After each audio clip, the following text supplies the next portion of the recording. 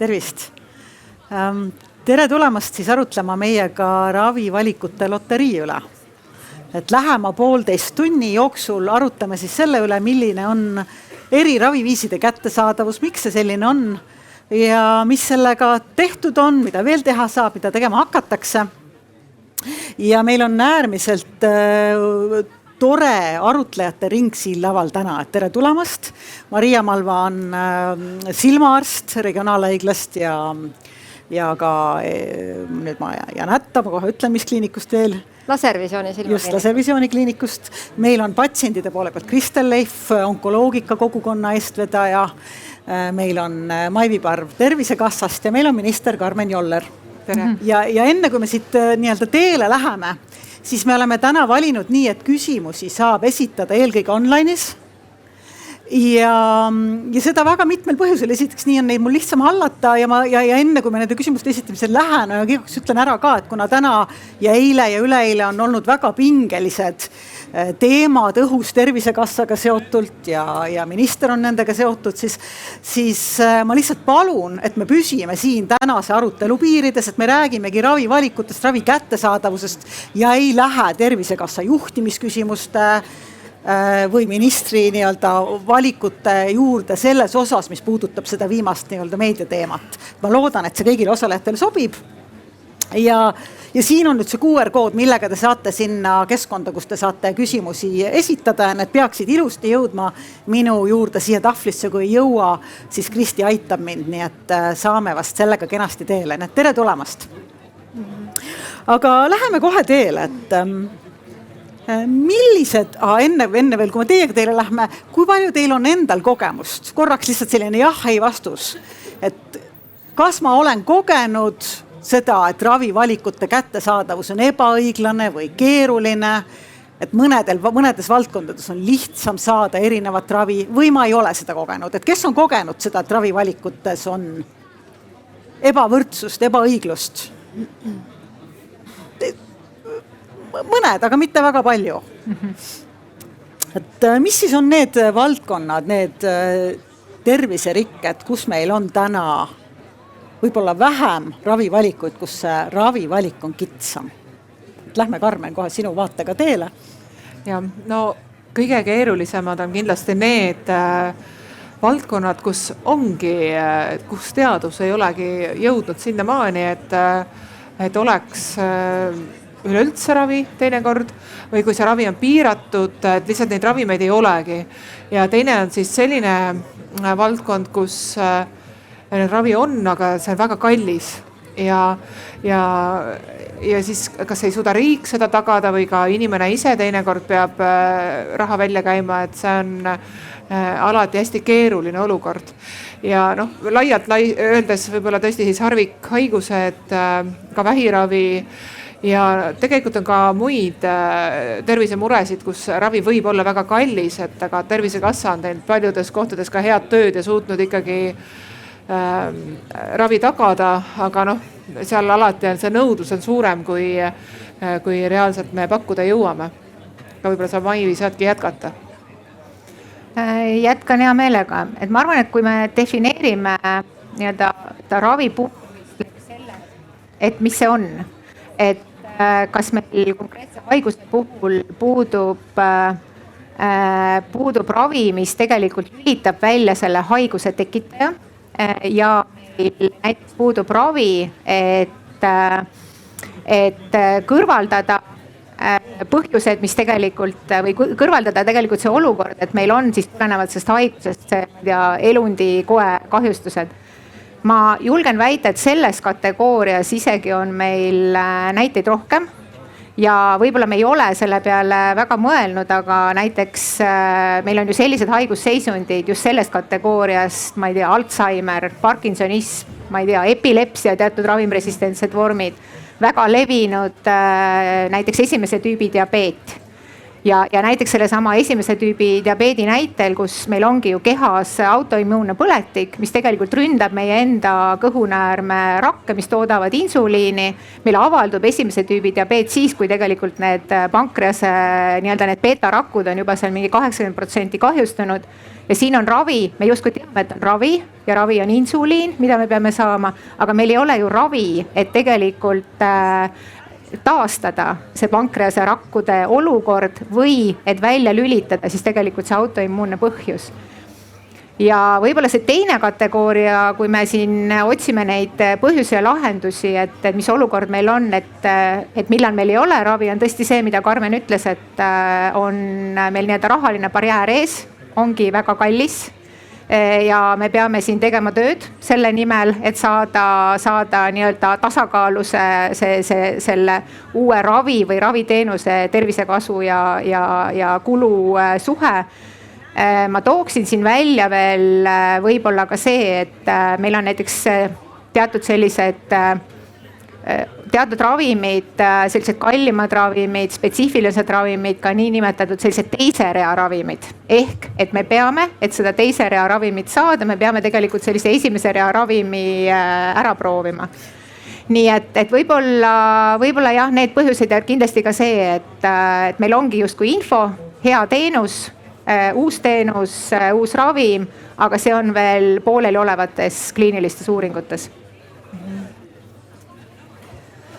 Kui patsiendina selle kõige peale mõelda, siis ega enne kui ei vaata otsa surmale või väljapääsmatule olukorrale, siis ei saagi võib-olla aru, et kas siin on mingisugust kitsaskohta.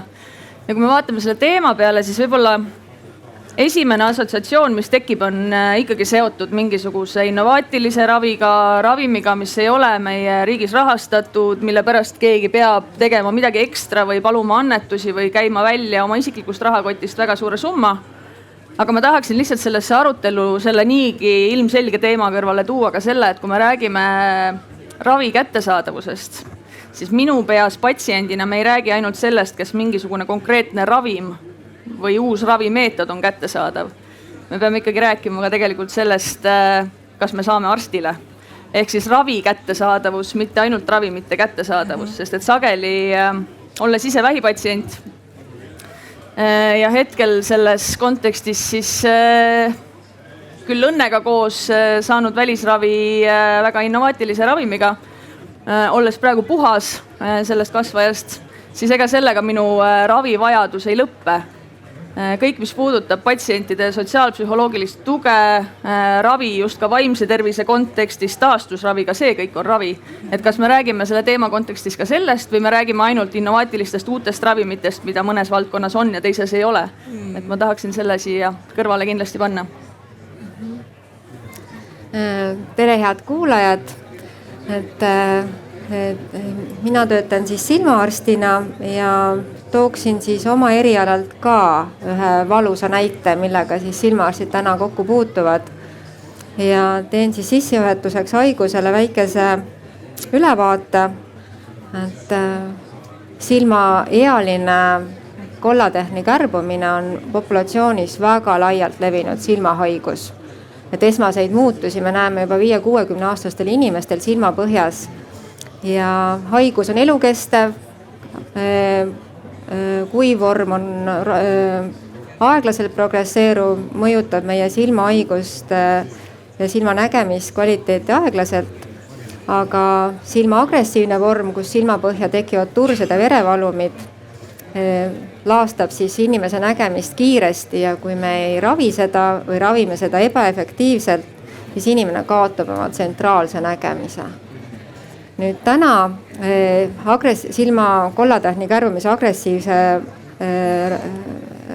haiguse ravi number 1 kogu maailmas, aga Eestis on silmasisene intervallsüstravi. Ja ka Eestis on seda süstravi aktiivselt tehtud peaaegu 20 aastat. Ja Tervisekassa täna rahastab praktiliselt ühte anti-VEGF süstravimit. Ja väga paljud inimesed on saanud tänu sellele ravimile abi. Nüüd täna Eestis siis neid süstravi patsiente, ma nüüd täpselt numbrit ei oska öelda, aga neid on tuhandeid, kes saavad siis oma silmahaiguse tõttu intervallsüstravi aga nendest umbes 15% on sellised patsiendid, kellel see ravim üldse ei tööta. Haigus on sama, kulgeb agressiivsemalt, ravim ei tööta, see ainus Tervisekassa poolt rahastatav ravim või siis aja jooksul ravimi efektiivsus langeb, et meil on vaja minna üle teise toimeainega ravimile. Täna on Eestis need head uue põlvkonna pikematoimelisemad, tugevatoimelisemad süstravimid kõik saadaval, nad on aastaid saadaval, tuleb ka järjest juurde, aga need ravimid on tasulised ja nad on kordades kallimad. See hinnavahemik täna, ma ei räägi konkreetselt ravimitest, vaid ravimitest on patsiendi jaoks keskmiselt 260 kuni 700 eurot üks süst. Ja ka neid kalleid tasulisi süste vajab patsient regulaarselt vastavalt oma silmahaigusele. Uue põlvkonna süstravimid võimaldavad teha süste harvemini, et kui see Tervisekassa poolt rahastatav ravim peab vaksilt iga 4 nädala tagant patsiendile silma süstima, et silmahaigust hoida kontrolli all, siis uue põlvkonna pikematoimelised, tugevatoimelised ravimid võimaldavad teha süste seal 8, 12, heal juhul 16 nädalase intervalliga. Ja neid patsiente on siis umbes 15% ja väga paljud nendest patsientidest ei ole võimelised omale seda ravi täna lubama. Et kas üldse ei ole võimelised lubama või siis suudavad osta teatud süstikorrad ja siis on neil see rahalised vahendid otsas. Ja mida siis nende patsientidega teha? 15% arvuliselt on? Arvuliselt ma nii täpselt ei oska öelda, aga ka nii-öelda teiste riikide kogemuste põhjal, artiklite põhjal, et nendest silma märja kollatähni kärbumisega patsientidest, kes süstravi saavad, et ligi 15% vajab teise toimeainega ravimit. Ja siis antud olukorras me olemegi patsiendiga koos seal kabinetis selles sunnitud olukorras, et kus ma näen, et haigus vajab teise toimeainega ravimit. Mul on olemas seal apteekis selle ainsa ravimiga, mida Tervisekassa rahastab, ka kõik need muud teise toimeainega ravimid, aga ma saan võtta selle ravimi sealt siis, kui patsiendil on raha. Ja kui patsiendil raha ei ole, siis on arst sunnitud jätkama selle ebaefektiivsema ravimiga. Haigus ikkagi vaikselt progresseerub, inimese nägemine läheb halvemaks. Ta vajab tihedamini süste, tihedamini jälgimist, tihedamini visiite, koormab arsti-õdede vastuvõtte, aparaate, opituba. Ja et nii-öelda sellest kinni sabalahti olukorras tegelikult täna me ei võida. Elanikkond vananeb, süstravi saavate inimeste arv iga aasta kasvab, see ei ole ainult Eesti probleem, et Euroopa vananeb, see probleem on igal pool. Ja proportsionaalselt see protsent, see 15% ka kasvab, sest inimhulk kasvab.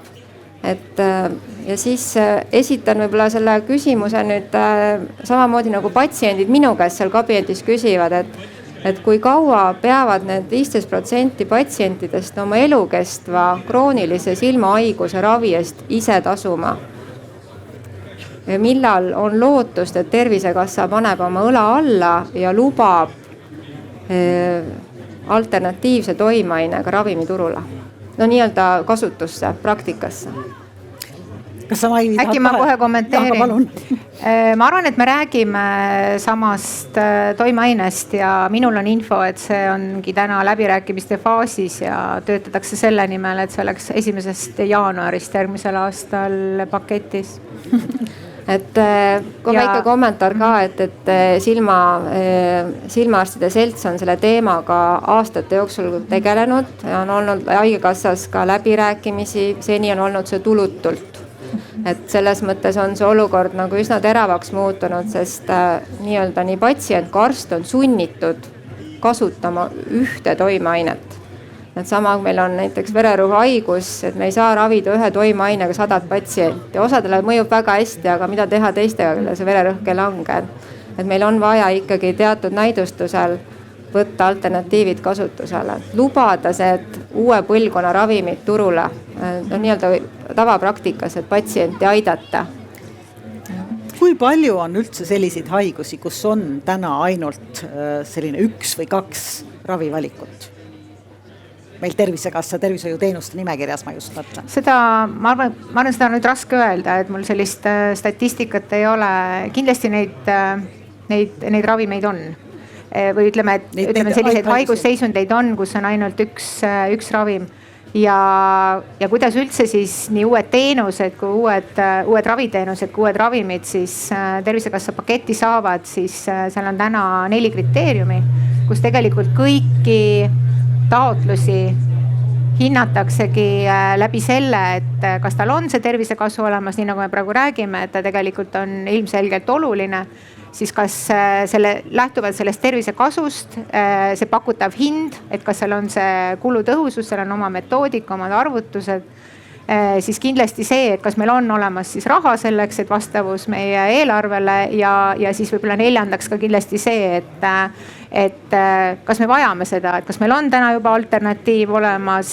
Ma isegi julgeks öelda, et kui üldse ei ole ravi, siis tegelikult see menetlus on ka kiirem. Samas võib-olla me tänastele alternatiividele vajame juurde ka veel täiendavaid valikuid, sest me näiteks täna valmistudes, meil on augusti lõpus on nõukogu ja me tahame lülitada jälle uusi ravimeid paketti siis alates oktoobrist. Ja lihtsalt oma kogemusest võin öelda, kuna ma neid otsuseid täna allkirjastan, siis mingi circa 50 uue ravimi nii-öelda otsust on täna juhatuse poolt allkirjastatud, et teha ettepanek nõukogule need tegelikult paketti lülitada. Nii et see töö käib pidevalt, aga kindlasti on nagu hästi-hästi oluline see, et erialaselts annab siis sellest soovist teada, aitab siis tegelikult nii-öelda nendele küsimustele samamoodi vastata ja siis seda kiiremini tegelikult need otsused liiguvad. Kas mul on õige teadmine, et täna selleks, et uus ravim jõuaks Tervisekassa rahastusse, saab teha taotluse siis erialaselts, arstid ühesõnaga. Nüüd on see võimalus ka Ravimitootjate Liidul või ravimitootjatel ja kas nüüd on siis proaktiivne Tervisekassa enda veel mingisugune monitooring ka plaanis, et neid osapooli, kes saaksid üle vaadata kogu meie seda rahastust ravimite suunas muutub? Jah, see nii on, et me oleme võtnud ka endale sellise vastava ütleme siis töölaua koostamise, et hakata monitoorima uute ravimite turule tulekut juba sel hetkel, kui nad on siis erinevates kliinilistes uuringutes ja et prognoosida sealt, et millal potentsiaalselt võiks tulla see taotlus ja võib-olla, et olla ise ka juures, et kui ei ole veel nii-öelda tootjate poolt, kui ei ole erialaseltsi poolt seda ettepanekut tulnud, aga me ise ju näeme, et mis justkui on nagu puudu ja vaja. Sest patsiendina lihtsalt mõeldes, et meil on jube palju igasuguseid ravimeid kättesaadaval.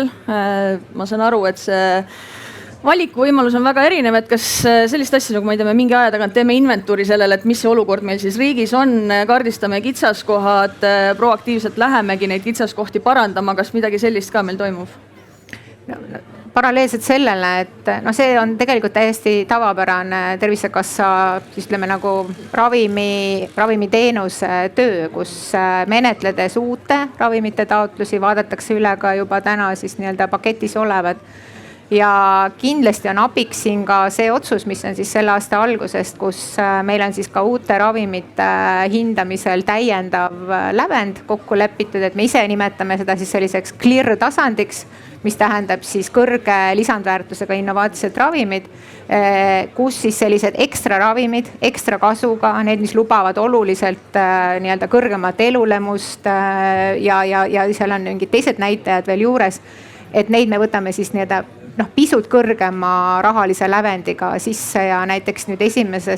juulist on läbi siis selle Cleari kriteeriumi paketti lisandunud uus ravim, mis on siis Wilsoni tõve puhul, Karmen teab, mis see on, aga et see on tegelikult siis pärilik ainevahetushäire, kus siis on probleem selles, et organismi kuhjub vask, organism ei suuda ise seda väljutada, see vask ladestub maksas, ajus, paljudes teistes organites. Ja siin on siis ravim, mis on Cuprior, on tal see nii-öelda see originaalnimetus ja see ravim on siis see, et kui seda profülaktiliselt võtta, siis tegelikult siin ennetatakse siis juba selle ladestumise siis nii-öelda tegelikult lõpuks siis juba nagu fataalseid tagajärgi. Ja kindlasti hästi oodatud, aga jälle selline harva esinev haigus. Tervisekassale teadaolevalt on see sihtgrupp, kes seda ravimit vajavad, on 8–12 patsienti.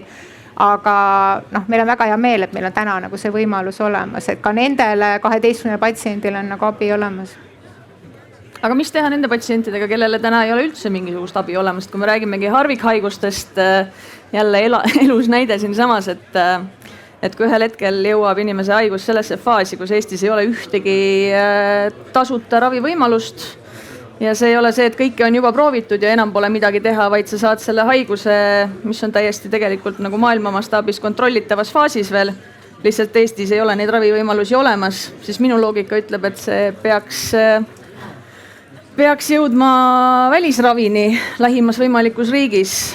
Et kuidas siis selliste minusugustega ümber peaks käima? Ma siin annaks vahepeal sõna Karmenile, et Maivi peaks võtma üksi kogu vastamise nii-öelda raskust. See välisriigis, no kui me räägime ravimist, siis ravim on ikkagi miski, mida sa saad manustada ka kodumaal, eks ju, et selles mõttes üldiselt saadetakse välismaale ravile, ehk et kui on meetodid, mida Eestis ei ole võimalik saavutada või kasutada, et siis suunatakse välismaale. Ja tegelikult on ka teatud väga harva kasutatavad näiteks operatsioonid või on harva esinevad haigusi, siis on ka inimesele isegi kasulik, kui me ei tee näiteks, ütleme, kui oletame, et sellist operatsiooni tehakse 1 kord 3 aasta jooksul, siis see, kes iganes opereerib, tal ei ole kogemust Eestis, vaid tuleks suunata suuremasse riiki, kus patsiente rohkem või näiteks mõni üle-euroopaline keskus, kus on inimene, kes teeb näiteks 300 operatsiooni aastas. Et ka patsiendi turvalisuse seisukohalt teinekord on kasulikum ja parem pakkuda seda ravimeetodit siis välismaal. Et see kokkulepe on Eestis olemas ja noh, muidugi, mis on inimeste jaoks on raske, on see, et ei tasuta majutus- ja reisikulusid, aga noh, see on teine küsimus. Et kui me nüüd räägime ikkagi sellest, et no ka mina olen samamoodi arst oma ametilt, eks, ja ma tean ka seda tunnet, et kui ma noh, me ei räägi isegi harva esinevatest ravimitest, aga kui näiteks on inimesel, ütleme, kopsupõletik ja ma tahan talle välja kirjutada 6 eurot maksva antibiootikumi, siis täna on ka neid inimesi ja neid on alati olnud, kes ütlevad, mul ei ole raha, et seda välja osta ja mul on raha otsas. Et no, õnneks on olemas sotsiaalsüsteem, kes tagantjärgi kompenseerib, aga see on tagantjärgi, tal ei ole praegu võtta seda 6 eurot, et see välja osta, et see on samamoodi probleem, eks ju. Et noh, õnneks on, noh, mina olen oma praktikas alati lahenduse leidnud, aga iga kord, kui inimene ükskõik mis põhjusel ei saa seda ravi endale lubada, siis arsti jaoks on see ääretult raske olukord. Nii et mida doktor Malva kirjeldas, et veel enam, kui see ravi on päriselt kallis ja isegi ei saa seda võib-olla ka päris jõukas inimene teinekord lubada, et see arsti jaoks on hästi keeruline olukord. Tahtsingi nagu öelda, et mul on ka üsna sageli seal kabinetis koos oma patsiendiga ühise murega olles, et ma tunnen ennast üsna sageli nagu müügimees või pangatöötaja, sest ma pean iga järgneva süstidoosi järel küsima, kui ta tuleb mulle vastuvõtule, kas tal on raha järgnevaks 1-2 süstiks. Need ei ole paarkümmend eurot summad, need on 100 eurodes summad. Ja need jutud siis, mis sealt tulevad, et kellel on matuserahad ära laristatud, abikaasa matuserahad ka ära laristatud, kinnisvara vahetatud, metsa müüdud, lapselapsed toetavad, et neid stsenaariumeid on väga erinevaid, aga kõige kurvem on see stsenaarium, et kui ma näen, et mul on ravimid, mul on haigus, mida on võimalik ravida, päästa inimese nägemist, hoida võimalikult kaua ka vanemas eas tema nägemist silmahaiguskontrolli all ja ma ei saa seda ravimit võtta. Ja arst tahaks teha arsti tööd, eks ole. Ja, et see nagu paneb ka mind selle sundolukorda. Ja, et see ongi, aga kui nüüd vaadata riigi vaatest, et me teame ju seda miinust, milles Tervisekassa on praegu, et meil tegelikult seisabki ees ka see, et me peame hästi ausalt endale ise otsa vaatama, et mida me siis pakume selle Tervisekassa raha eest ja mida me ei paku. Ja mida Tervisekassa ongi teinud, et Maivi siin ka kirjeldas neid erinevaid standardeid, mille järgi hinnatakse seda kuluefektiivsust.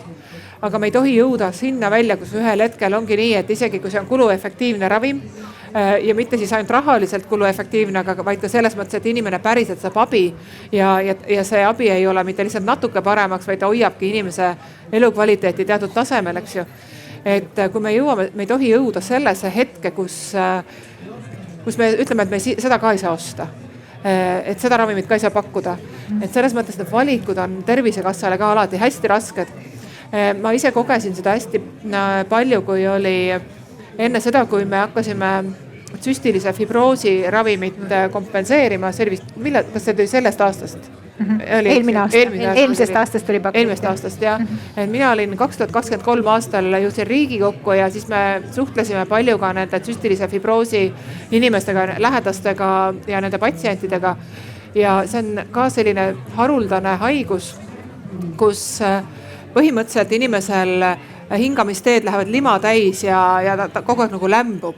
Ja see lima ei lähe kuhugi, aga on olemas ravim, mis päriselt aitab väga kiiresti selle inimese jalule ja hoiab seda haigust kontrolli all. Nii et nad kirjeldasid lausa, et inimene intensiivravis ja põhimõtteliselt suremas ja kui ta sai seda ravimit, siis kuskil niimoodi nädala jooksul jälle jalul võis tööl ja koolis käia, et ka selliseid juhtumeid kirjeldati. Et kahjuks kõikidele päris see ravim ei sobi, aga siis need, kellele sobib, siis Tervisekassa leidis võimaluse seda kompenseerida. Aga et sinna jõuda, see tähendas tohutuid läbirääkimisi, mitte ütleme arstina ei ole meid raske veenda, eks ju. Ei ole raske tegelikult ka Tervisekassat veenda selles, et seda on vaja, sest see inimese elukvaliteet oli nii drastiliselt parem. Aga eelkõige oli vaja veenda ka ravimfirmat, et üldse tahaks siia turule tulla, sest meie turg on nii väike. Ja kui ta tuleb siia, siis ta peab oma kulud tasa saama ja need olid väga rasked läbirääkimised, et nii palju, kui ma tean Tervisekassa inimeste käest, et seda püütakse. Aga siis teisest otsast me peame vaatama, et me nagu üle ei kulutaks mujal või me lihtsalt ei raiskaks seda olemasolevat raha, et see läheks ikkagi sinna, kus on päris abivajaja. Ja see on, ja tegelikult tervishoiusüsteemis on neid kohti, kus me saame kokku hoida ja kus me saame paremaks teha neid protsesse. Ehk siis väikse riigina see on selge, et meie eelarve on piiratud ja me peame tegema valikuid ja need valikud on ilmselt erinevad seal olukorras, kus me räägime harvikhaigusest, kus me osades kohtades peamegi olema selleks valmis, et sellele või teisele asjale ravi Eestis füüsiliselt kättesaadav ei ole. Ja tõenäoliselt jääb ka neid haigusi, kus ravi on küll olemas ja kättesaadav, aga ei ole Tervisekassa poolt rahastatav. Aga kui me nüüd räägime laiemalt elanikkonda puudutavat, et see sinu näide sellest kollatähni kärbumisest, seda puudutab tuhandeid inimesi, eks ju, siis ka seal küsimus sellest, kuidas need uued raviviisid siiski jõuavad tervishoiuteenuste loetellu ja kui me selle piiratud eelarvega toimetame, siis kuhu me tõmbame selle piiri, mille hüvitamise me peame nagu mõistlikuks, et viimasel ajal on ilmunud ka neid seisukohti ju meedias, et võib-olla me peaksime kergemate haiguste puhul suurendama oma osalust selleks, et raskemate haiguste puhul, kus kulud on suuremad, oleks seda ühist ressurssi rohkem. Kuidas sel teemal mõtted liikumas on? Eesti omaosalus meditsiinis on tegelikult Euroopa praktiliselt üks kõrgemaid, 26%. Tervishoiu kogukuludest. Probleem on siin eelkõige selles, et meil see jaotub hästi ebaühtlaselt. Et suur omaosalus on näiteks hambaravis ja ka retseptiravimites ja veel mõned read. Et üks variant on tõesti siis seda omaosalust kuidagi ühtlustada, et see vajab täpsemaid finantsanalüüse. Aga ütleme, et lihtsalt öelda, et nüüd need ravimid, mis on kergemad haigused, need maksavad rohkem, et ega siis sinna see põhimõte on huvitav, aga enne kui öelda, kas see on hea mõte, tuleks vaadata, mis haigused need on, mis juhtub, kui see omaosalus näiteks tõuseb veel 50%-ni. Et kui ma tõin näite 6 eurot maksvast antibiootikumist, siis tõepoolest enamik inimesi võib-olla suudavad siis selle teise 50% sinna juurde maksta, ütleme 12 eurot. Enamikul võib-olla ei ole see mure, eks ju. Et võib-olla tõesti seal saab siis seda vaadata. Aga üldiselt jah, retseptiravimite omaosalus Eestis on juba niigi kõrge.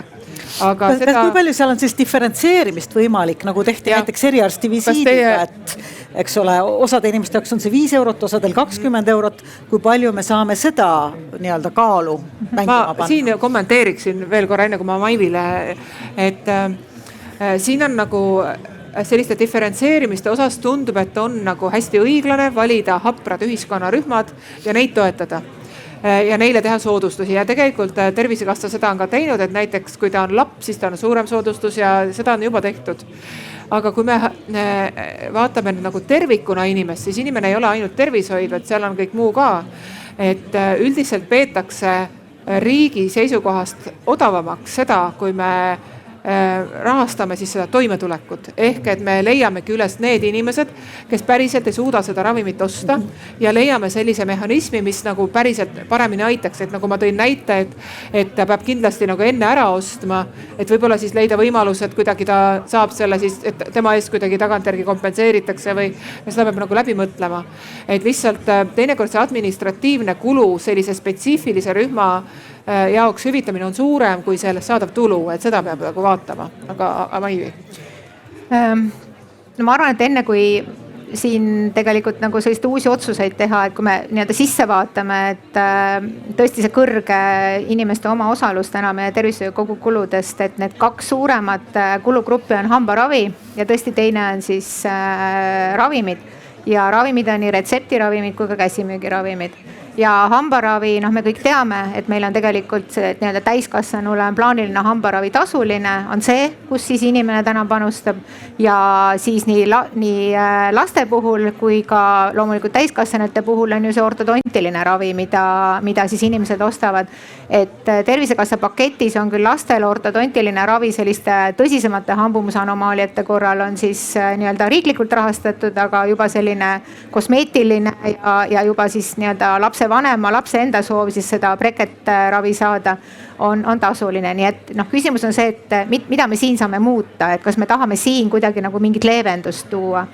Ja võib-olla näiteks seesama hambaravi pakett on tõesti see, kus kaasata ka inimese oma osalust, et kui sa tegelikult oled korralik hambaarsti juures käia, võib-olla siis mingit sellist profülaktilist visiiti nii-öelda riiklikult rahastades toetada ja sealt edasi sulle raviplaan määratakse, et kui sa regulaarselt teed nii-öelda seda profülaktilist tööd, hoolitsed oma suu tervise eest, siis tegelikult sul ka see hambaravi on näiteks riikliku mingi osalise toetusega.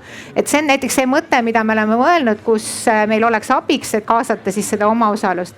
Mida ravimite puhul saab teha, raske öelda, ega täna ju on ka arvestatav koormus ikkagi inimestel ja me näeme, et just vähekindlustatud inimesed, kellel on ikkagi siin, ma ei tea, 4-5 pluss kroonilist haigust, nende kulu ravimitele on ikkagi väga-väga suur. Ehkki meil on ravimid väga kõrge soodustuse protsendiga, kui me võrdleme ka teiste riikidega, et meil on ikkagi 100%, 90%, 75% ja 50% soodustusega ravimid.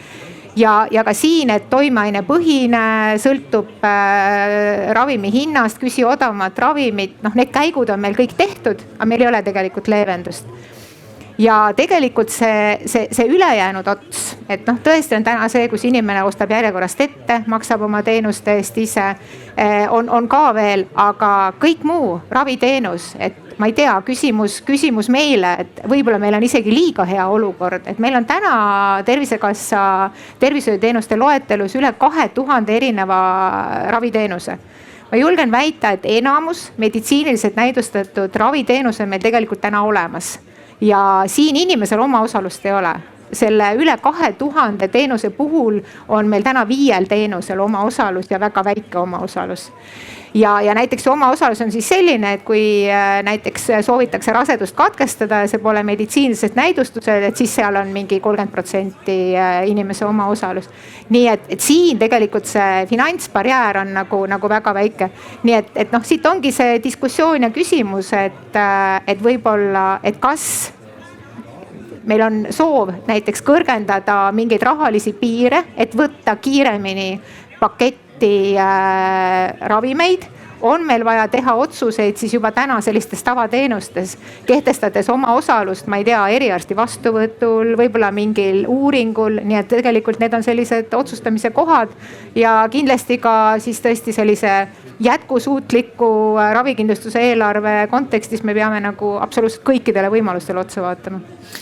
Siin ongi see üldine versus üksik teemana, eks, et Kristel, sina oled jäänud selles loteriis üksikuna teise poole peale. Kuidas sulle see kõlab? Mis sinu vaade on sellele? Ma ei tea, kui palju siin publiku seas on neid inimesi, kes aitasid minul Rootsi ravile saada. Ilmselt mõni ikka on. Näed, lehvitavad seal, aitäh teile.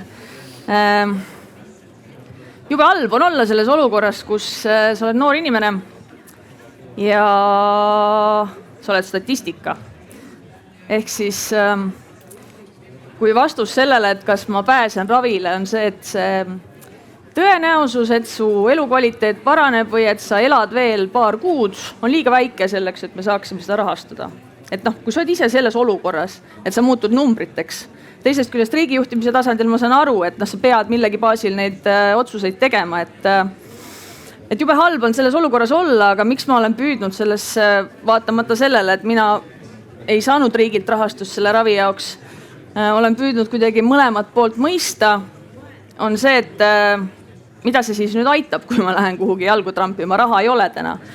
Et ma tahaks tuua siia juurde hoopis midagi muud kui see, et meil oleks vaja raha juurde, kust me seda juurde leiame, millised need ravimid peaksid olema ja kuidas need ravimid valikusse tulevad. Inimese tasandil on väga palju raskes olukorras olles olulisem see, kuidas sa saad tervishoiusüsteemilt mingisugust tagasisidet. Kuidas suhtleb sinuga sinu arst, kas ta võtab üldse tutvustada sulle su ravivõimalusi, kui neid ei ole enam Eestis jäänud? Kas ta vaatab sulle otsa ja ütleb sulle, et kahjuks enam ei saa midagi teha, sest ta arvab, et sa ei saa seda niikuinii endale lubada. Paraku meil on täna ka need eetilised dilemmad, et mõnedele patsientidele lihtsalt ei öeldagi, et tegelikult kuskil on veel midagi, sest sinna niikuinii ei küündi. Patsiendina ma tahan sellest teada. Võib-olla mõne jaoks on see mingisugune suur taak kuskil kuklas ja see teeb ta elu veel raskemaks. Aga mulle tundub, et patsiendi suhtes on igati õiglane, kui ta teab siiski lõpuni välja, millised ravivalikud tal on. Ja siis on tema asi see, kus ta leiab selle jaoks rahastuse, kas ta läheb jalgu trampima kuhugi riigisüsteemide poole, kas ta leiab need head inimesed, kes mind aitasid, kas mängu tuleb kingitud elu või on seal veel mingisugune muu lahendus. Et kui mängus on minu elu, siis ma tahan teada, kas ma saan veel midagi teha. Ja teisalt me vahel hoiame väga 10 küünega, eriti lähedastena, elus inimesi, kes võib-olla on tegelikult ise valmis lahkuma. Ja minu teadmine vähemasti on see, et täna meie solidaarses tervishoius läheb väga palju raha just väga kõrges eas, väga lootusetus olukorras inimeste elus hoidmisele, sest et lihtsalt meil on veel mingeid võimalusi, mida teha, aga sellest inimesest ei saa enam kunagi inimest, kelle elul on mingisugune kvaliteet. Et me jõuame nende küsimustega minu meelest ka sinna, et mis see solidaarne tervishoid siis on? Kas me saame siin midagi ümber vaadata? Ja siit tuleb loomulikult kohe see küsimus ka, et kas siis noorema inimese elu on kõrgema väärtusega kui vanema inimese elu? Noh, kindlasti mitte. Riigieelarve kontekstis võib-olla tõesti, kui ma saan käia tööl edasi, maksta makse ja olla täis elujõus ja aidata kuidagi meie riigikassat täita, siis on, ma arvan, sellest päris palju tolku. Aga alati läheb see vestlus sinna, et kas Tervisekassa peaks midagi rohkem rahastama või miks ta seda ei rahasta. Aga minu meelest siin taustal on nii palju igasuguseid muid küsimusi veel, mis lähevad patsiendi tasandile ja mis tegelikult patsienti üldse ei huvita. Sest et nad lihtsalt ei tea, et need küsimused on olemas ja neid on okei küsida. Ja võib-olla see jutt läks nüüd jubelt segaseks praegu, aga mis ma tahaksin öelda on see, et tervishoid ei ole olnud väga suure fookusega minu meelest siiamaani meie riigieelarves ka või valimislubadustes vist. Ehk et see ei ole olnud see kaalukaus. Täna on kaitsekulutused olulised, on palju muid probleeme. Et selleks, et tervishoidu raha suunamine ja selle raha mõistlikult kasutamine oleks oluliselt suurem teema, selleks saame meie hästi palju ära teha. Ja see on ka põhjus, miks ma usun tarka patsienti, miks ma usun sellesse, et patsiendi enda teadlikkus, julgus küsida, seista enda eest, mitte minna kuidagi jõmmilikult jalaga ust lahti lööma ja endale asju nõudma, sest et ta on arstist targem ja teab kõige paremini. Aga kuidas me saame jõuda sellesse kohta, kus patsient on oma ravimeeskonna võrdväärne liige, kellega arutatakse asju avatud kaartidega, kes suudab ise suhtuda oma ravimeeskonda lugupidavalt ja kes tegelikult võib teha ka ühel hetkel otsuse, et ma tahan oma ravi lõpetada, sest et see on minu valik. Aga enamasti saavad seal takistuseks kas siis meditsiinitöötajad või veel enam lähedased, kes ei ole valmis surmaga või lahkumisega leppima. enne kui ma selle teema juurde luban Karmenil ja Maivil tulla. Okei. Maria, sina oled see, kes patsientiga on seal kabinetis koos. Kui palju see teema, et sa tutvustad neid võimalusi, mis on veel võimalik peale Tervisekassa rahastuse, kui paljud patsiendid valivad võtta selle ise finantseerimise osa sinu kogemusest? Üldiselt on ikka niimoodi, et kui mul tuleb patsient, kellel on siis diagnoositud see märg agressiivne kollatähni kärbumisvorm, mis vajab siis süstravi, siis ma ikkagi tutvustan, et mis ravimid meil täna turul on. Ja kuna meil on enamus on siis tasulised, siis mul on ka nii-öelda nimekiri nendest tasulistest, väga täpselt tahetakse sendi pealt teada ka hindasi. Nagu ma eelnevalt ütlesin, et ma olen nagu siis nagu pangatöötaja või siis müügimees, et ma pean tutvustama toimeainet, müügihinda. See kõik käib selle arstivisiidi sees, et ma üsna sageli tunnen, et ma ei taha sellega tegeleda, aga ma olen sunnitud rääkima rahaasjades seal kabinetis, sorima patsiendi rahakotis, kuulame ära kõik need emotsionaalsed kõned sinna juurde. Aga üldiselt et ma ikkagi ausalt räägin, et teie silmahaigus on selline, see Tervisekassa rahastatav ravim ei toimi, et meil on vaja, need alternatiivid on tasulised, et on koostatud ka spetsiaalsed patsiendi infomaterjalid, et millega ta saab tutvuda, et mis ravimid meil täna saadaval on. Sina võtad selle aja ja seletad. Ma võtan selle aja ja patsient saab ka need materjalid omale koju tutvumiseks ja tuleb rääkida, kuna need patsiendid sageli on eakad, nad on seal 70-90 aastased, siis neil on kaasas sageli ka pereliikmed, kellega on ka vaja rääkida. Ja sageli see otsus sünnib koos perega. Et tulevad lapsed, tulevad oma vanematega, aga need eakad tulevad oma lastega, kes sageli on need rahakotid seal oma ema või isa silmaravi taga. Aga jah, et tuleb ausalt rääkida, mis võimalused on või mis on need piiratud võimalused, et kuidas edasi. Ja samuti ma siis põhjendan sinna haiguslukku, kui ma teen seda patsiendi haiguslugu, et patsiendil on halb raviefekt selle ainsa ravimiga, aga tal ei ole võimalus lubada majanduslikult teist ravimit. Et see nagu, ma pean seda nagu põhjendama, sest kui ka teine kolleeg vaatab või patsient vaatab, et ta nägemine kukub kogu aeg halvemaks, et ta saab halba ravi või ebaefektiivset ravi, aga ma pean arstina ka ennast ka nagu natuke kaitsma, et patsiendil ei ole valikut, ma ei saa võtta teist ravimi, teise toimeainega ravimit, et patsienti aidata. Et ka see jutt, et ma pean põhjendama neid rahaasju sinna epikriisi, et mis seis on täna. Ja.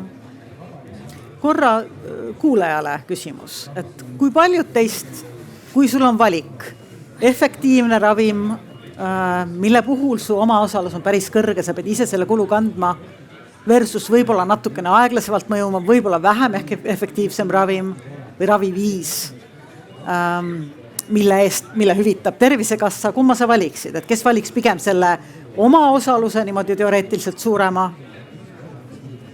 ja kes jääks pigem selle juurde, et proovime aeglasemalt, aga siiski jah, et nii üht kui teist on.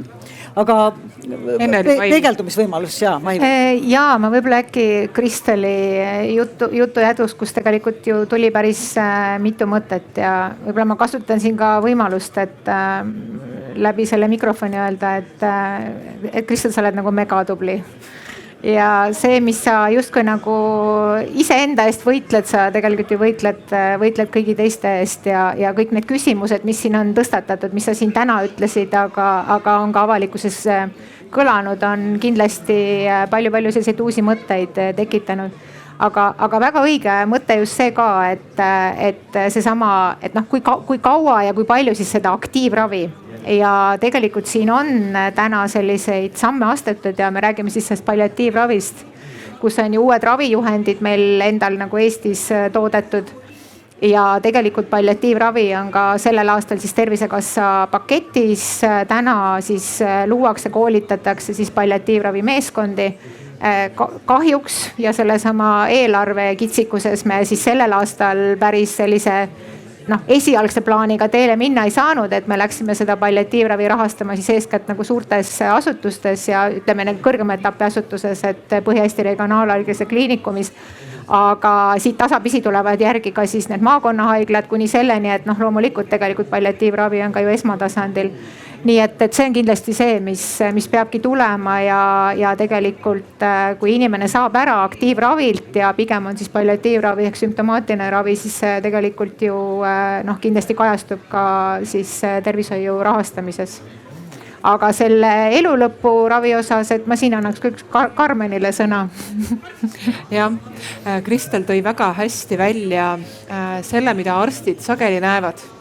Et kui inimene ise on tegelikult oma otsuse teinud, siis sageli surev inimene põhjustab sellist, eriti kui ta on kodus, siis omastele nagu kannatusi tegelikult, see nägemine, see on ju raske. Ja sageli kutsutakse kiirabi ja viiakse inimene EMO-sse ja ta elustatakse või turgutatakse jälle elule. Ja see tegelikult on hästi kurnav ja piinav ka sellele inimesele, kes siis kannatab ja kes tegelikult tahaks juba puhata. Ja õnneks on tõesti vastu võetud meil see elulõpu tahteavalduse seadus. See on nüüd selline tehniliste küsimuste taga, et tehakse digilahendused, et inimene saab ise anda teada digiloo kaudu, et kui on olukord selline, et minust et ei ole, et ühesõnaga, et ei ole enam ravivalikuid ja ma olen selles ja selles seisus, kirjeldada, et ta saab öelda, mida ta tahab ja mida ta ei taha, et ta saab võtta nagu kontrolli. Näiteks ma ei taha, et mind elustatakse või ma ei taha, et mind sondiga, ma ei tea, toidetakse või ta saab öelda. See loomulikult see avaldus eeldab arutelu arstiga, see võib olla oma perearst, see võib olla raviarst ja see tähendab, et inimene saab ise öelda, milline võiks olla tema jaoks väärikas elu lõpp. Ja kui see on tehtud, siis ka kiirabimeedikud, kõik muud meedikud, nad näevad seda ja omaste jaoks on see ka, ka nende jaoks on tegelikult, see on hea ka omastega enne läbi rääkida tegelikult. Et ka siis omaks, et ei saa päriselt nagu sundida seda inimest siis käituma või olema teistmoodi. Et siis kiirabimeedikud ja arstid saavad öelda, et see on selle inimese tahe ja see on püha. Ja nagu see elulõpu tahteavaldus on olemas. Nüüd teine, kui sa mainisid seda, et patsient peaks olema nagu ka meeskonna liige, ravimeeskonna liige. See on tegelikult kvaliteet tervishoius ja see on tegelikult niivõrd elementaarne asi. Me oleme jõudnud, meil oli, ütleme veel 50 aastat tagasi põhimõte nagu võtta vähihaigus, et me ei ütle inimesele, et ta on vähk, sest et muidu ta kaotab üldse elutahte ja tema ravi ongi lootusetum ja sureb kiiremini.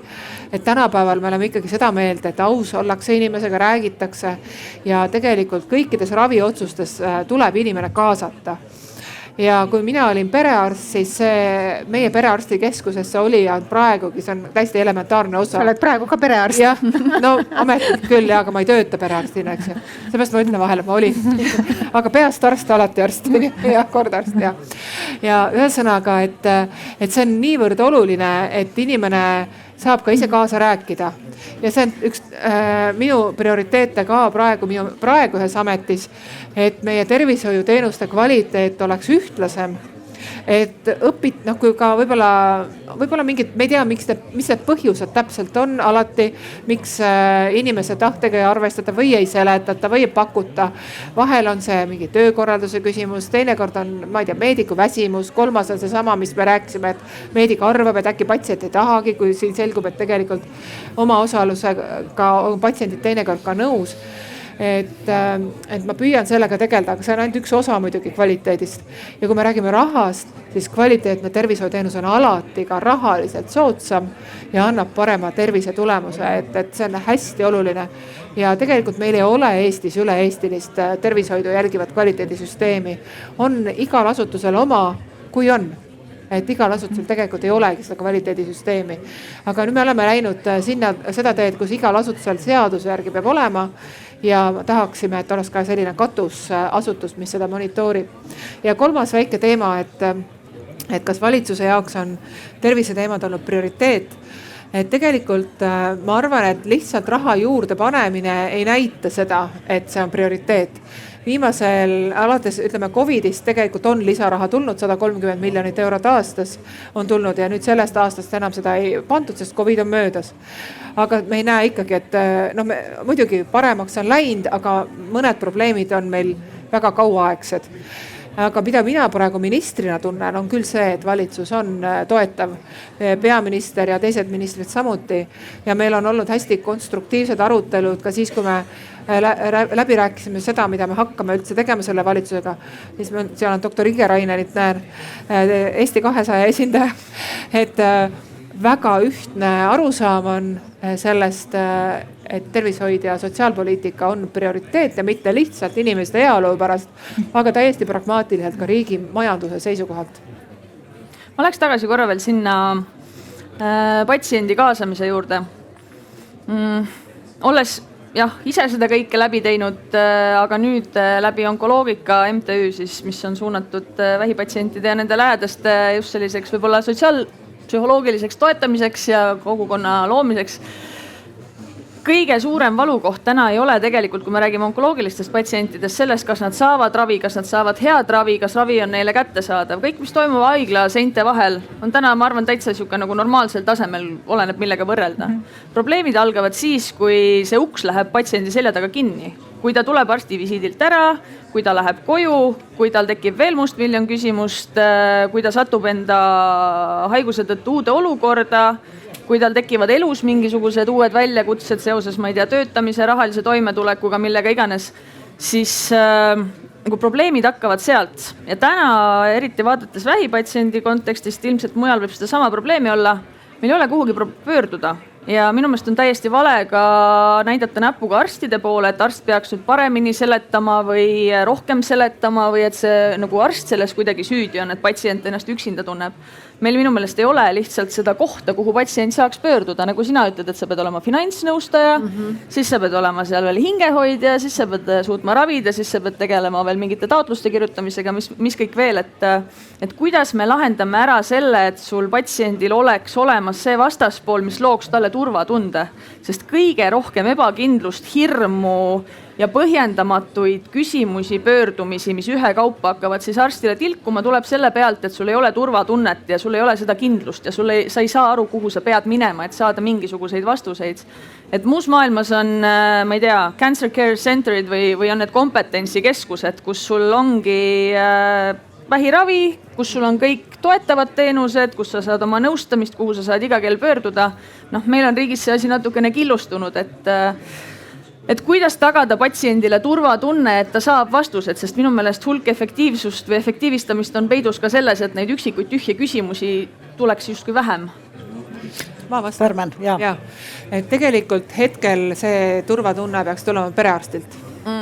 Ja jällegi toon näite Kivimäe perearstikeskusest, kus me päriselt loome selle turvatunde. Meil on vähipatsiendid, me saadame nad kuni viimase hetkeni välja ja edasi nõustame ka perekonda. Et see on täiesti tavapärane perearsti töö.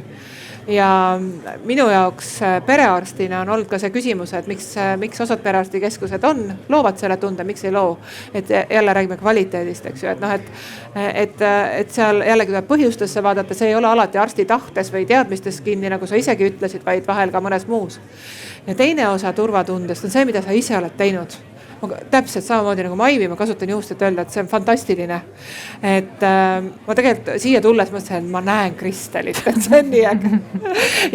Ja see särk, mis on seljas, kohatult kohane, et see reklaamib üritust, et soovitan guugeldada kohatult kohane ja panustage.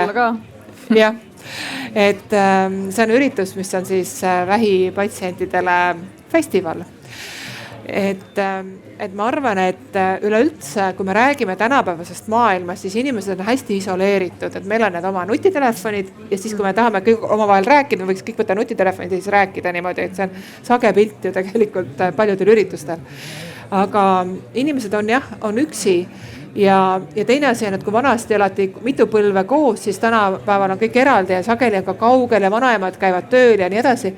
Et selline kogukonna loomine on hästi-hästi oluline, et kui meil vanasti oli kogukond moodustus võib-olla sellest mitme põlvkonna perekonnast ja võib-olla ka külast seal ümber, siis tänapäeval see kogukond võibki olla virtuaalne väga suures osas.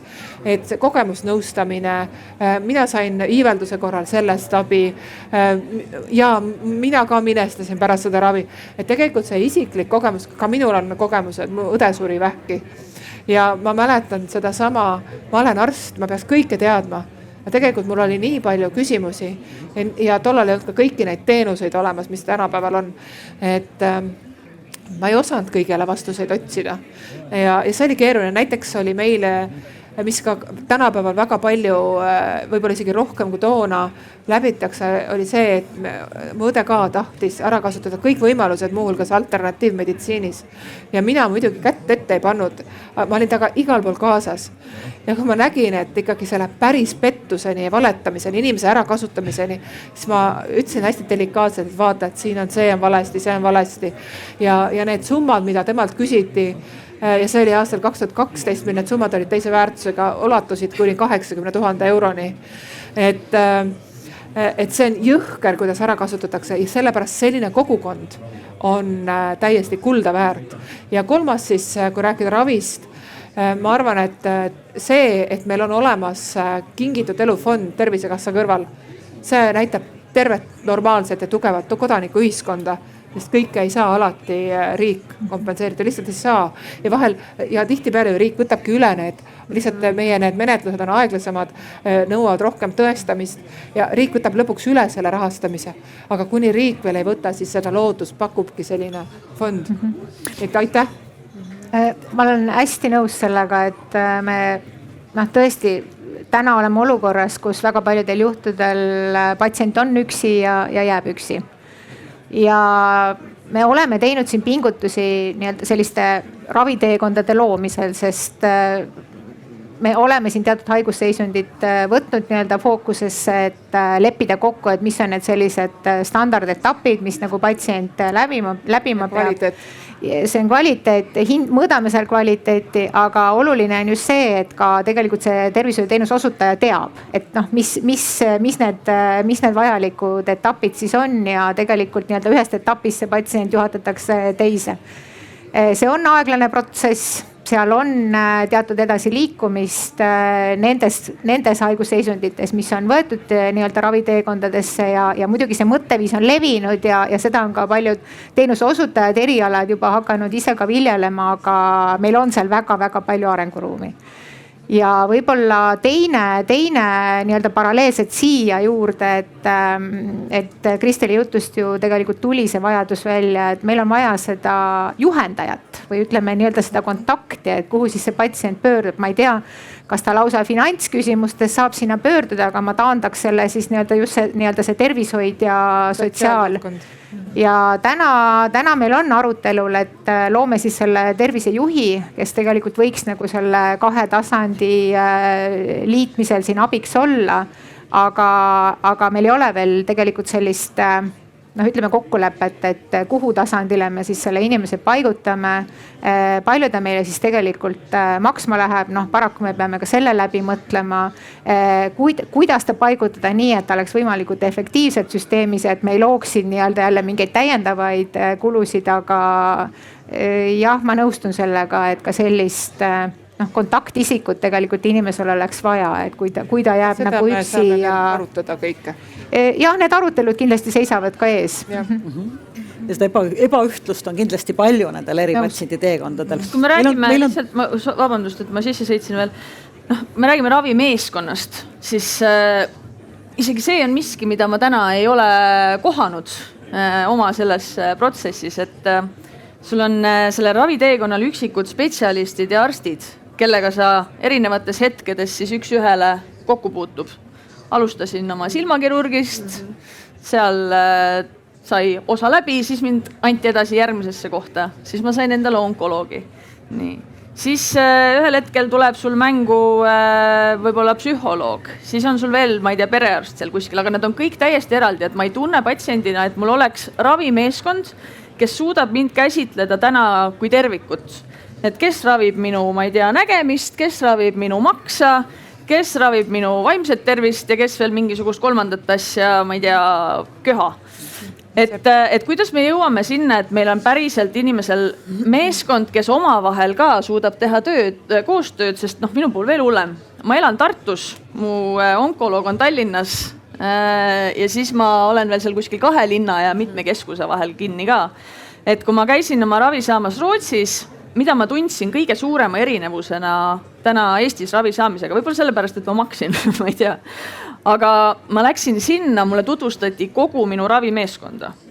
Mul oli eraldi põhjalik sisuline vestlus minu ravi lõpubossiga, siis oli kirurg, siis oli anestesioloog, siis oli seal juures veel, kes meil seal veel olid, terve pikk selline kohe nagu visiit ja kõik tutvustasid mulle hästi põhjalikult, nagu mida nad tegema hakkavad, mis on nende roll, miks nad siin on, kuni selleni välja, et iga õde, kes sul patsienti tuli, istus su voodi servale ja rääkis, tere, mina olen nüüd see, ma ei tea, Miia, kutsun mind nii, ära üldse hakkasin mingi doktoritama, mina olen sinuga siin olemas, sa saad mu käest neid asju, et see kõik oli nii kuidagi hästi inimese tasandil. Mu arst ütles mulle, et ütle mulle, Roger, mis doktor Page, nagu mis asja? Ta vastab mu SMS-ile nagu hetkega praegu. Et see ei saa muidugi olla ootus, mida sa igale arstile sead, sest et ka neil on eraelu ja väga palju töökoormust, aga lihtsalt nagu, kas tõesti me oleme sellest Rootsi heaolu ühiskonnast veel nii kaugel või miks need käärid seal nii suured on selles just patsiendi kogemuses, et seal ma tõesti tundsin, et see on kliendi või patsiendi keskne tervishoiusüsteem. Hästi lühike vastus.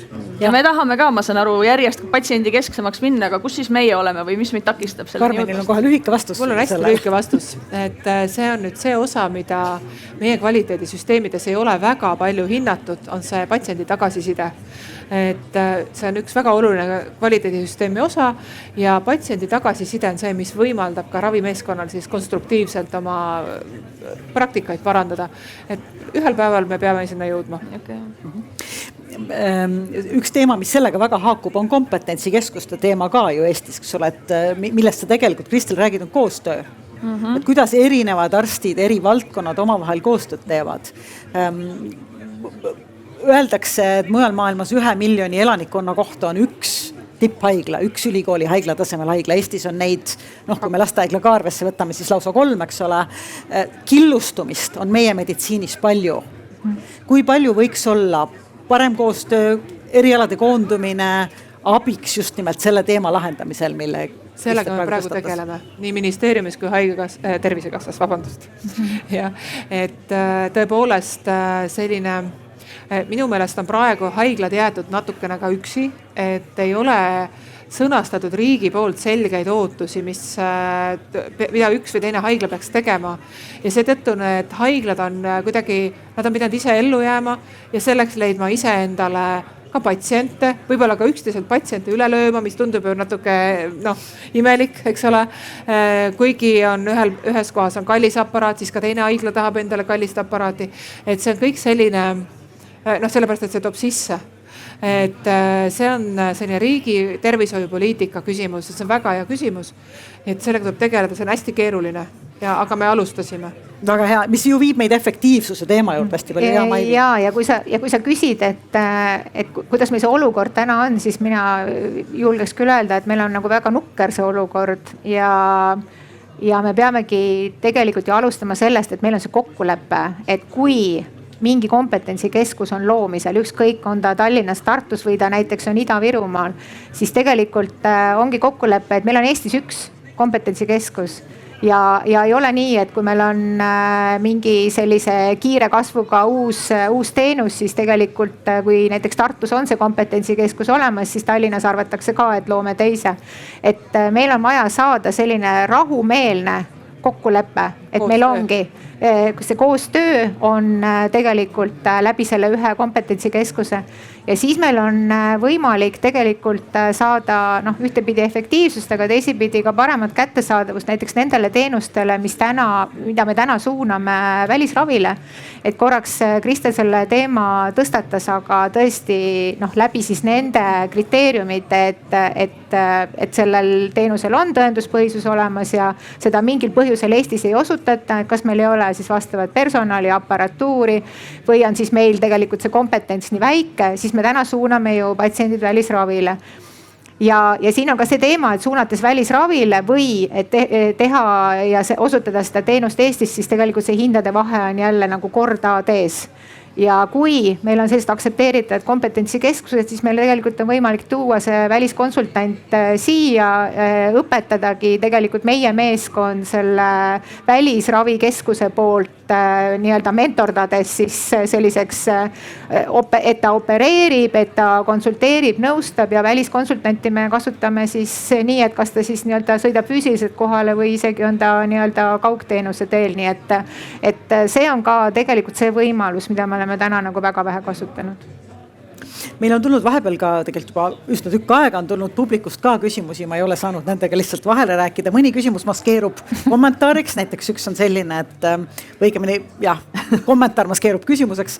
On näiteks selline mõte, et räägime tõhusa ravi kättesaadavuse piiratusest olukorras, kus keskmine patsiendi teadlikkus tõhusatest ravimitest ja teenustest on madal.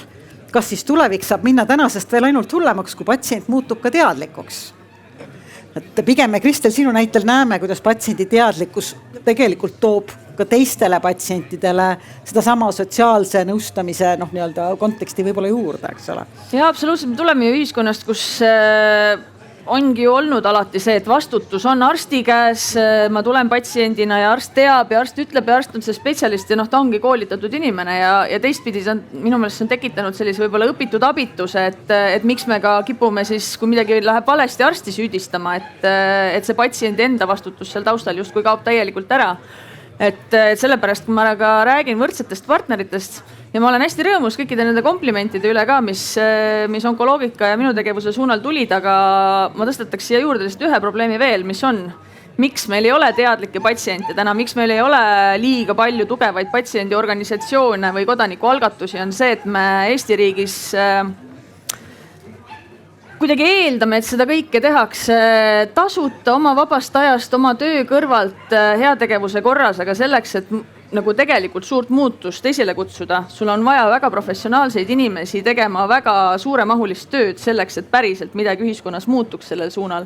Et see on kuidagi nii juurdunud meil, et iga patsiendiorganisatsioon, küll nad saavad, aga tegelikult, kui ma olen nüüd püüdnud ära kaardistada, mis meil siin Eestis just vähivaldkonnas toimub, seda veavad inimesed sageli, kes tahaks teha hoopis midagi muud, aga nad ei saa lõpetada sellepärast, et seda ei ole kellelegi üle anda ja ta ei saa jätta neid patsiente üksinda.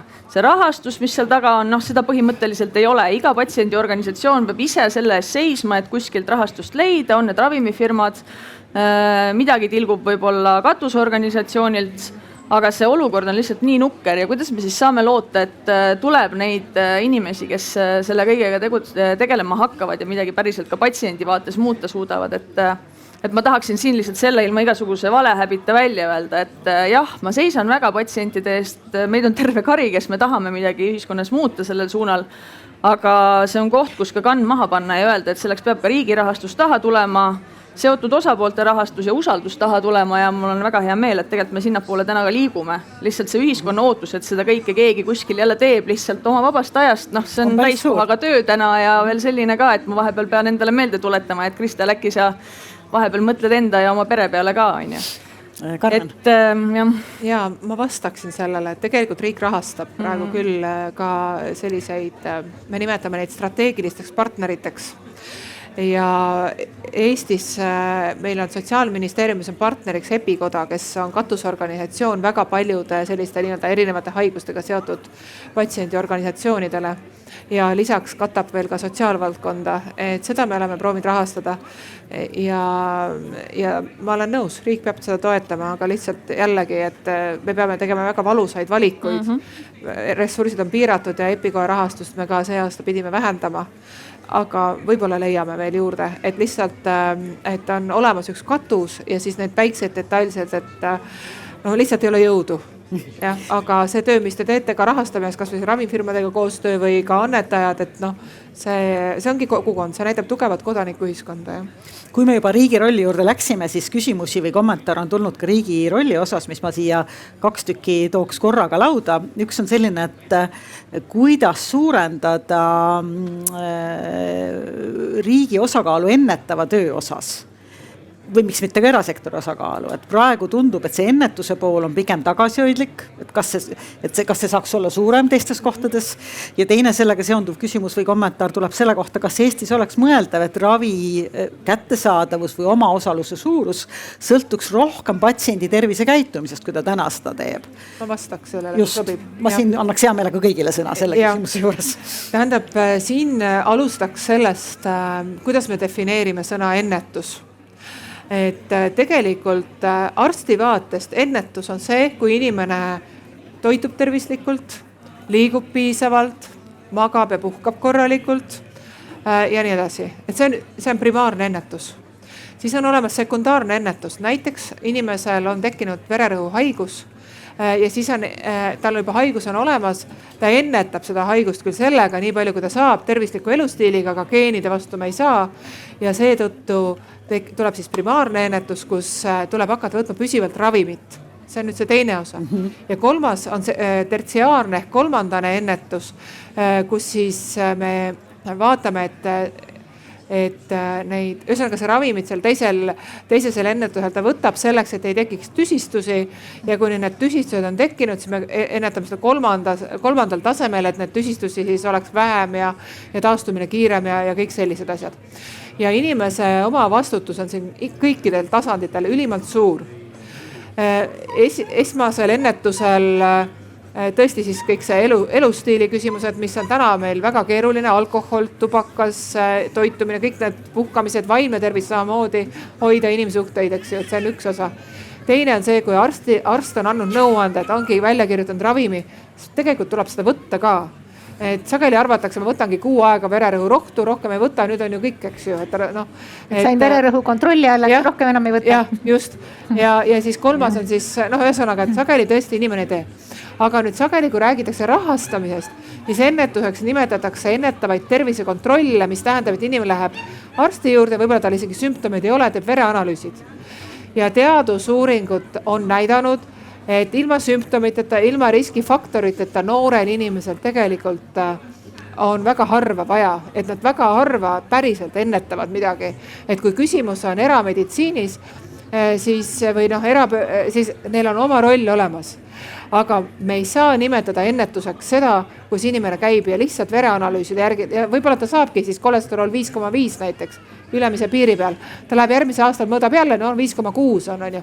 No ikka veel infarkti ei ole, kaua ma lasen. Aga võiks ju siis ikkagi selle aja jooksul ka selle kehakaalu kontrolli alla saada. Et see on nüüd see üks pool. Ehk et kui me räägime sellisest meditsiinilisest ennetusest, siis Tervisekassal on tõenduspõhised ennetusprogrammid, rinnavähi screening, jämesoolevähi screening ja nii edasi. Et seal on väga kindlalt teaduslike andmetega tõestatud, et see ennetus ongi see, mis päriselt ennetab. Et suvaliste vereanalüüsidega me tegelikult ei suuda diagnoosida, me ei suuda öelda, et inimene on terve. Me kunagi ei otsi tervist, me otsime alati haigust. Me saame öelda, et ei ole seda haigust, teist haigust, kolmandat ja kõikide haiguste vastu meil analüüse lihtsalt ei ole. Et see on nüüd see asi. Nüüd see teine pool, et kui nüüd inimene on ikkagi ülekaaluline või näiteks suitsetab, siis et võiks olla omaosalus suurem. Kõlab hästi loogiliselt, aga see on selline süüdistamine. Patsient on süüdi. Ehk et see tähendab seda, et kui mina olen arst ja mu juurde tuleb patsient ja ma küsin, kas sa suitsetad? Ei suitseta, jätsin maha. Aga tegelikult suitsetab ja mul ei ole ühtegi võimalust, et tõestada, et ta suitsetab. Aga see suitsetamine võib olla see, mis määrab, kuidas ma teda ravin. Ehk et kui inimene ei saa olla enam aus oma arstiga, siis see kahjustab inimese tervist. Ja teine küsimus, kui me mõtleme, miks see inimene, näiteks on alkohoolik, äkki ta ei olegi sellist ise süüdi. Et võib-olla ta oli väga raske lapsepõlv, sellest tekkinud sõltuvuskäitumine, võib-olla ta hakkas jooma 12-aastaselt ja siis ta 25-aastaselt ongi päriselt alkohoolik ja seda on väga-väga raske ravida, väga raske.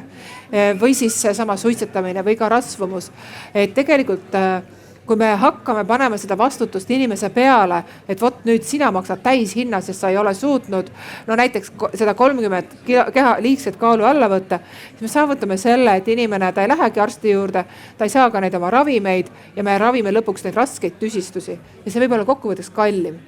Et see on nüüd selline surnud ring, et tundub hästi lihtne, et kui sa teed ise halvasti, siis sa saad nii-öelda karistada, sellega see on suurem omaosalus. Aga ühiskonnana me lõpuks maksame selle kinni ja palju kõrgemal määral. Kusjuures Need on need dilemmad, jah. Kristel. Turunduslikult.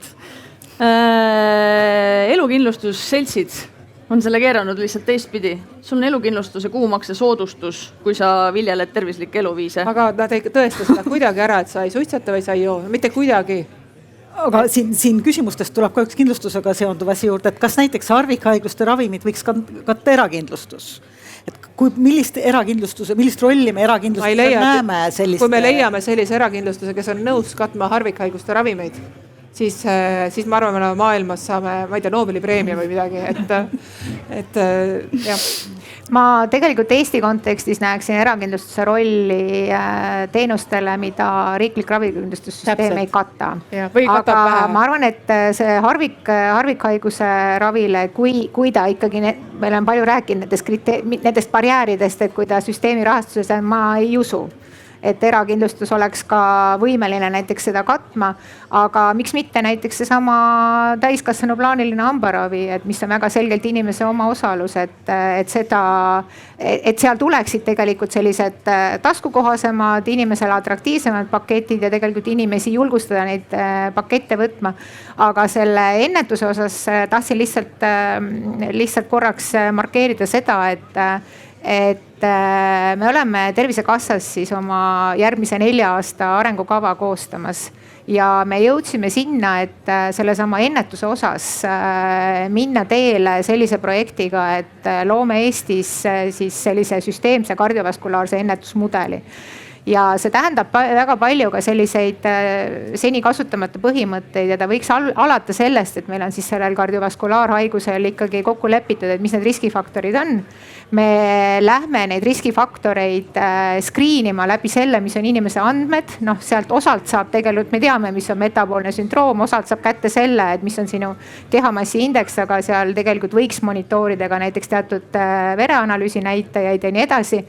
Ja kui siis nii-öelda selle riskifaktoriga see inimene on tuvastatud, siis ta täiesti süsteemselt läbi lihtsa sellise kutsepõhise kutsutakse siis näiteks pereõe vastuvõtule, siin ei pea üldse perearst kohe sekkuma ja juurutame selle, et ongi mingi aastase intervalliga tegelikult see potentsiaalse riskiga patsient jälgimisel. Perearstiga kvaliteedisüsteemi.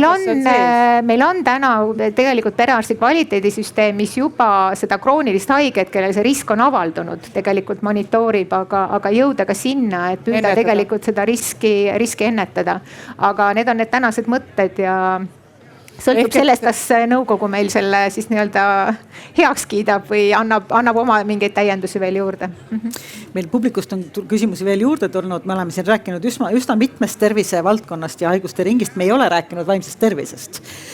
Kommentaar publikul, kas on siis selline, seal tundub, et pole ka loteriid, abi põhimõtteliselt saabki ainult tasuliselt, mis sellest saab? Ja teine küsimus sinna juurde, milliseid uusi ravimeid või raviviise on oodata patsientidel, kes kannatavad vaimse tervise häirete all nagu raviresistente depressioon või posttraumaatiline stressihäire näiteks. Kas keegi tahaks kommenteerida? Ma võin jälle alustada. Esiteks vaimse tervise kriis meil avaldus võib-olla kõige tugevamalt COVID-i ajal ja seda ei olnud ainult Eestis, vaid see on ka teiste riikide mure olnud. Ja teisest ja see omakorda tingis selle, et väga paljud psühholoogid ja psühhiaatrid põlesid lihtsalt läbi, sest meil on 2 probleemi, et esiteks nende koormus suurenes, aga teiseks psühhiaatria ei ole meil saatekirjaga eriala, mis tähendab, et igaüks võib sinna pöörduda. Ja selle lahendamiseks tahaks ikkagi kehtestada psühhiaatrile ka saatekirja, et see läbiks perearsti filtri. Tegelikult perearstid on koolitatud ja väga hästi koolitatud ravima ka vaimse tervise häireid. Ja perearstil on alati võimalus siis inimene edasi suunata, et see vabastaks võib-olla psühhiaatri just selliste raskemate patsientide jaoks, et nemad ei jääks nii hätta, kui nad on praegu, et ma olen täiesti nõus, et täiesti lootusetu tundub kohati seda abi saada. et see on üks asi, aga teine, mis plaanid meil on see, et teha näiteks selline madalama astme, ütleme nii, et on olemas ka veebi tööriistad, mis on tõenduspõhised, inimesele kättesaadavad, et ta hakkaks ja see on läbi digiloo, et sa logid sinna sisse, sul tekib küsimustik, kus sa saad siis teatud kontrollküsimused ja siis sealt edasi algoritmide kaudu tuleb kuni siis nõustamisteni välja ja lõpuks ka annab soovitused, et peaksid pöörduma näiteks perearstile, et või mõnikord miks mitte ka EMO-sse, eks ju. Või vaimse tervise poole, eks. Jah, et no ühesõnaga neid mõtteid on, kuidas seda lahendada, aga kiireid lahendusi ei ole, sest et juurde koolitada psühhiaatreid ja psühholooge, see on väga suur ülesanne, et üks psühhiaater või psühholoog õpib üle 10 aasta, kliiniline psühholoog. Ma tahaks nüüd 2 teemat või 2 küsimust kuidagi kokku panna praegu, et ennetus laiemalt ja ka vaimse tervise probleemide ennetus. Nii veider kui see ka ei ole, võib-olla see ei ole tegelikult üldse veider. Alati, kui me läheme sellistesse võib-olla filosoofilisematesse aruteludesse ka omas ringis, et kuidas midagi saaks parendada või kes siis midagi saaks teha, siis lõpuks me jõuame alati ühte kohta, mis ajab meid juba naerma, et me peame minema haridussüsteemi kallale. Ehk siis ennetus algab haridusest, see, mida kodus sulle õpetatakse, see, mis on sees meie haridusprogrammides, mida me teame ennetusest ja oma tervise hoidmisest juba varasemalt. Ja kus maalt jookseb üldse mingisugune, ma ei tea, ka vaimsest tervisest rääkida suutmise piir, et noorte vaimse tervise teema on nüüd oluliselt aktuaalsem täiesti arusaadavatel põhjustel, aga see on minu meelest jälle seal samas kinni, et kes meil täna koolidest tulevad, mida need lapsed seal õpivad, kes tulevad kodudest, kodust olukorda me ei saa nii palju kontrollida, sest et ka nendel on oma kool all ja oma elu all. Aga kuidas me haridussüsteemiga saaksime seda toetada, et rohkem inimesi jõuaks, ma ei tea, sõeluuringutesse, teaks hoida oma tervist. Täna väga paljud noored oskavad oma tervisekäitumist juba üsna varakult suunata ja teha paremaid valikuid läbi üldse influencerite, mis teistpidi tekitab terviseärevust sinna kõrvale ja soovi olla kõiges kõige parem, et see on veel järgmine mingisugune Pandora laegas, aga võib-olla jah, pika vinnaga asi, aga kui haridussüsteemis seda muutust ei tule, siis me jäämegi neid täiskasvanuid ümber õpetama ja neile moraali lugema, aga see on juba oluliselt vähem efektiivne. Mina siiski ei alatähtsustaks ka kodu, et tegelikult kus meil tulevad vaimse tervise muredega inimesed on ikkagi, kus on düsfunktsionaalsed perekonnad. Praegu on näiteks ka lahkuminekute arv suurem, kui ta oli vanasti. Mitte, et see nüüd ütleme ka halvas suhtes olevate vanemate käitumine mõjub tegelikult veel hullemini kui teinekord kui lahkuminek ja nii edasi. Ja nüüd minul on selle üle hästi hea meel, et meil on tekkinud normaalsus kärgperede osas, et aktsepteeritakse ka neid eelmise suhte lapsi kui oma lapsi ja nii edasi. Et see on hästi tore, see ühiskonna teadlikkus on suurenenud, aga siiski on väga oluline õpetada lapsevanemaid, kuidas tulla toime, kas või sellega, et laps ei maga või et ta jonnib või et ta käitub imelikult ja nii edasi. Et lapsevanem on ärev ja tundlik. Ja nüüd siin ongi 2 asja, et ühelt poolt perearstid nõustavad ja me oleme ikkagi väga palju kõrval, kui ma nüüd räägin perearsti seisukohast, aga sotsiaalministri seisukohast on meil olemas Eestis selline teenus nagu perepesad ja ka erinevad KOV-ide sotsiaalosakonnad, nad pakuvad selliseid koolitusi lapsevanematele, hea vanemluse seda head vanemlust toetavaid koolitusi. Et see on üks oluline osa, et me hakkame ikkagi vanematest pihta ja kooliprogrammides on küll tervise osa, et eks see sõltub ja tegelikult on ka väga head materjalid koostatud. Inimese õpetuseõpetajatel on oma ühing olemas, nad teevad päris head tööd, aga lihtsalt küsimus on ka selles, et võib-olla see ei jõua igasse Eestimaa nurka ja kui suur see õpetaja koormus seal teisalt on, et loomulikult neid muresid on. Ja nüüd siis veel see influencerite teema, et see on täiesti eraldi teema, et ma olen ühes teises lõimes, me ilmselt jõuame ka sellele, et mismoodi me seda infot vastu võtame ja kui palju me väärinfot usume ja kuidas me kontrollime. Ja siit me jõuame kommunikatsioonini, mis minu meelest on teine selline võtmekoht, kui ma vaatan ka täna seda vähipatsientide ringi, siis meil on kohutavalt palju materjale tegelikult. Meil on tegelikult igasuguseid teenuseid, meil on lehekülgede kaupa mingisuguseid veebilehti, mis annavad sulle nõu ja lahendavad kõiki sinu probleeme ja on tegelikult ka infotelefone ja on rehabilitatsiooniteenuseid ja on mida kõike, et ainult pöördu. aga lihtsalt seda kõike ongi nii palju, et kui sa oled patsiendina selles olukorras, et okei, mis ma nüüd teen, siis sul ei ole aega minna mingisugust, aega võib-olla on, aga nagu sa ei suuda minna sellist nagu massilist infot läbi tarbima, mis pärast alati tahetaksegi pöörduda spetsialisti juurde, kes mind juhataks läbi niigi raskes olukorras kõigest sellest infovoost, on ju. Et siin tulebki see AI küsimus mängu, on ju, et kuidas me saame tehnoloogia abil muuta seda infot kuidagi paremini tarbitavaks ja asjakohaseks, sest see info on ju tegelikult meil ka Eestis olemas ja need teenused on olemas, aga pannes ka täna kokku seda sama üritust, mille särk mul seljas on, me otsisime sinna siis teabealale inimesi, kes suudaks rääkida riiklikest rehabilitatsiooniteenustest töötamise suunal ja tervise taastamise suunal ja siis veel juriidika ja finants juurde.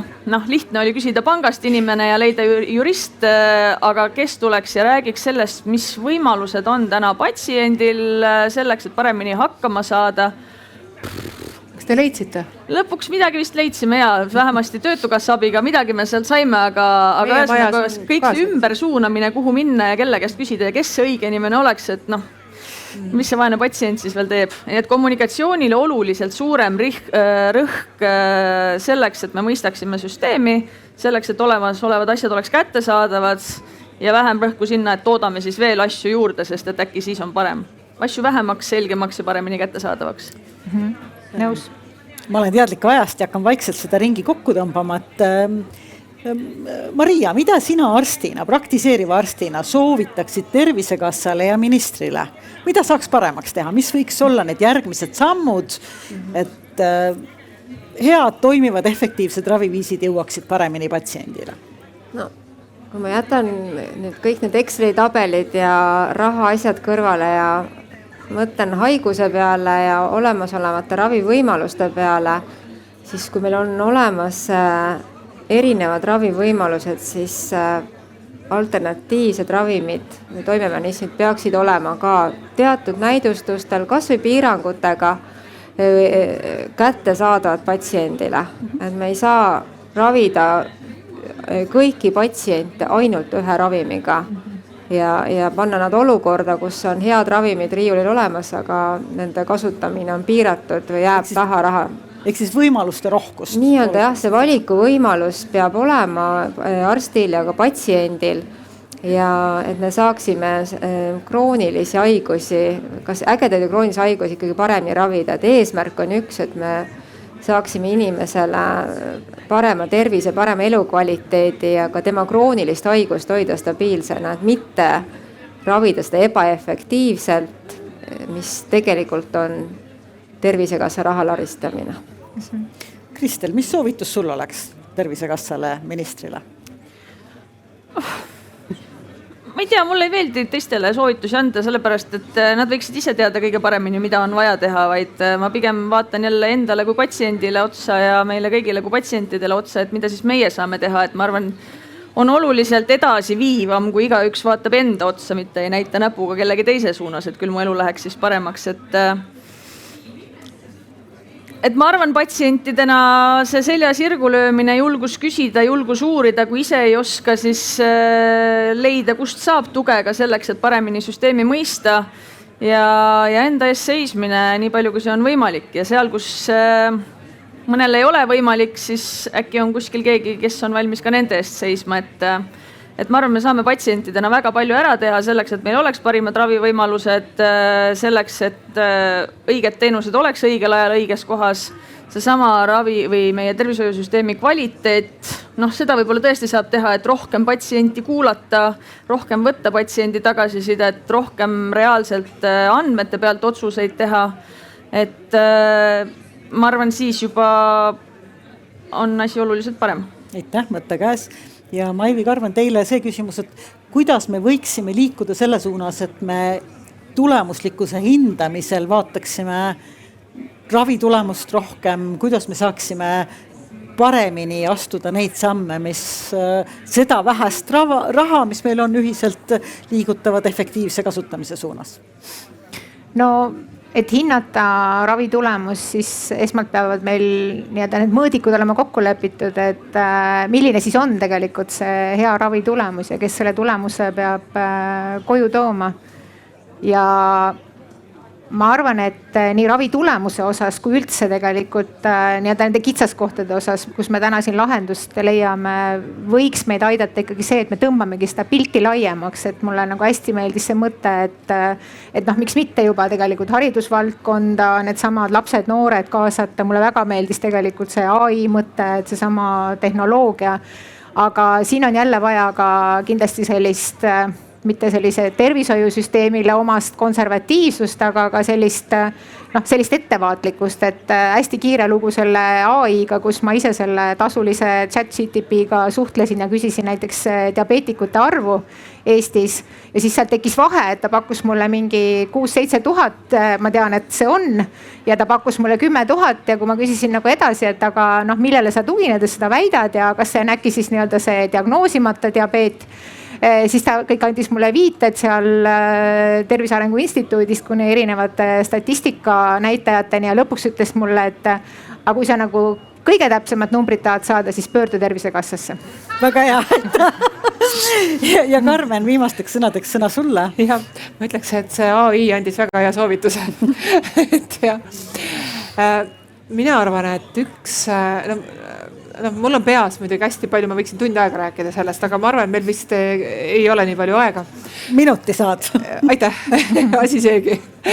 Ühesõnaga, ma ise olen enda peas ühe variandina mõelnud ja mida ma olen juba ka teinud, on see, et mitte kuulata ainult patsiente, aga kuulata ka arste. Sellepärast, et tegelikult sealt samast süsteemis sees tuleb arstide poolt ja ka õdede poolt väga-väga palju häid soovitusi, mida saaks süsteemis muuta.